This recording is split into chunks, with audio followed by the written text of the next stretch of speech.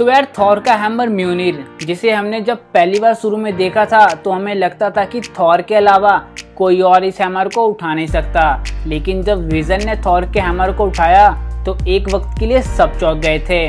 और तभी से मार्वल्स के फैंस के बीच एक बात को लेकर हमेशा बहस चलती आ रही है कि मार्वल्स में ऐसे कौन कौन से सुपर हीरो हैं जो थॉर के हैमर म्योनिर को उठा सकते हैं और उसके लिए वर्दी भी हैं। तो इसी बात का पता आज लगाएंगे इसी वीडियो में कि एमसीयू के ऐसे कौन कौन से सुपर हीरो हैं जो थॉर का हैमर म्योनिर उठा सकते हैं। तो वीडियो को जरूर एंड तक देखना।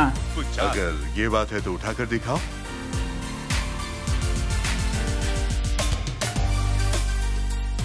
तो यार थॉर, जिसे हम थंडर थॉर के नाम से भी जानते हैं, जिसके पास दी ग्रेट आइकॉनिक हैमर म्योनिर है, जिससे थॉर के अलावा किसी और का उठा पाना नामुमकिन है। क्योंकि थॉर के पिता ऑडिन ने कहा था कि इस हैमर को सिर्फ वही उठा पाएगा जो इस हैमर के लिए वर्दी है, और जो इस हैमर को उठाएगा उसके पास थॉर इतनी पावर्स आ जाएंगी।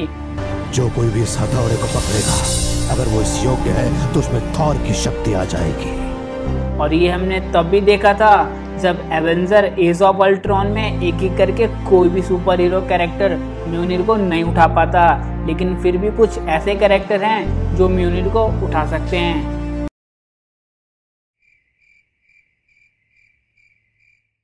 विजन।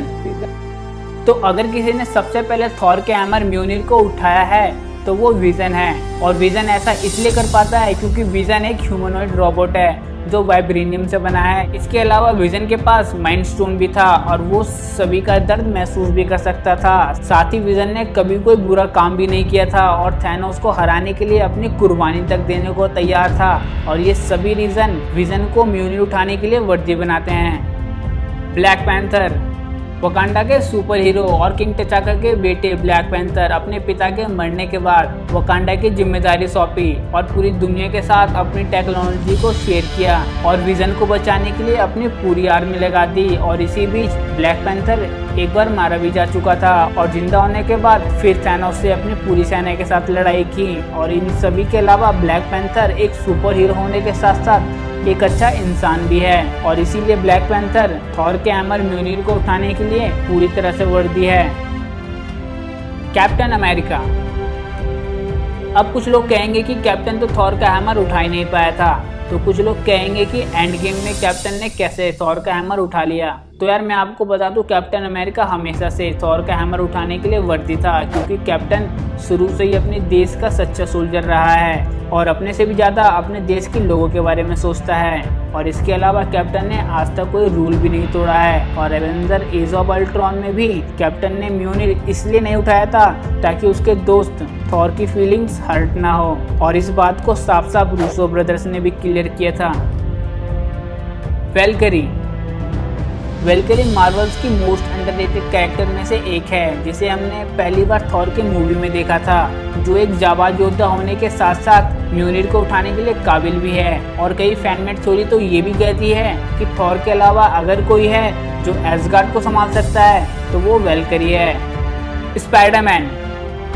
मार्वल का ये सुपर हीरो जो किसी पहचान का मोहताज नहीं है और जिसने हमेशा अपने से भी ज़्यादा दूसरों को अहमियत दी है और अपनी गलतियों पर हमेशा रिग्रेट रहा है, फिर चाहे वो बात मूवी की हो या कॉमिक्स की। स्पाइडरमैन ने हमेशा अपनी बातों से और कामों से लोगों का दिल जीता है और इसीलिए जितना कैप्टन अमेरिका म्योनिर उठाने के लिए वर्दी है, उतना ही वर्दी स्पाइडरमैन भी है।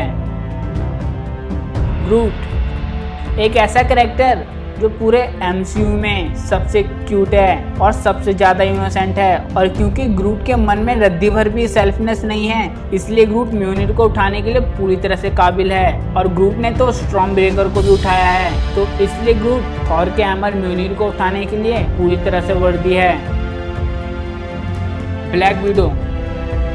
तो ब्लैक विडो, जिसने मूवी में तो हैमर को कभी नहीं उठाया, लेकिन ब्लैक विडो ने ऐसा कॉमिक्स में कई बार किया है। जब रैग्नारॉक के बाद सभी सुपर हीरो मारे जा चुके थे, तब ब्लैक विडो ने थॉर के हैमर म्योनिर को उठाया था। और मूवी में भी एक बार ब्लैक विडो को मौका मिला था म्योनिर उठाने के लिए, लेकिन ब्लैक विडो म्योनिर उठाने से मना कर देती है। Captain Marvel. भले ही कैप्टन मार्वल को उसकी सुपर पावर्स बाद में मिली हो, लेकिन कैप्टन मार्वल उससे पहले से ही सुपर हीरो थी, जिसने कम उम्र में ही यूएस मिलिट्री ज्वाइन करके अपने देश की रक्षा करना चुना और पावर्स मिलने के बाद यूनिवर्स में कई प्लैनेट्स की रक्षा भी की। इसलिए कैप्टन मार्वल पूरी तरह से थॉर के हैमर को उठाने के लिए वर्दी है। प्रोफेसर हल्क, जी हाँ, यहाँ मैं हल्क की बात नहीं कर रहा और ना ही मैं ब्रूस बैनर की बात कर रहा हूँ। मैं यहाँ बात कर रहा हूँ प्रोफेसर हल्क की, जिन्हें हमने एंड गेम के बाद देखा था, जहाँ प्रोफेसर हल्क म्योनिर उठाने के लिए वर्दी होते हैं, क्योंकि अब वे हल्क नहीं है जिन्हें खुद पर काबू नहीं होता।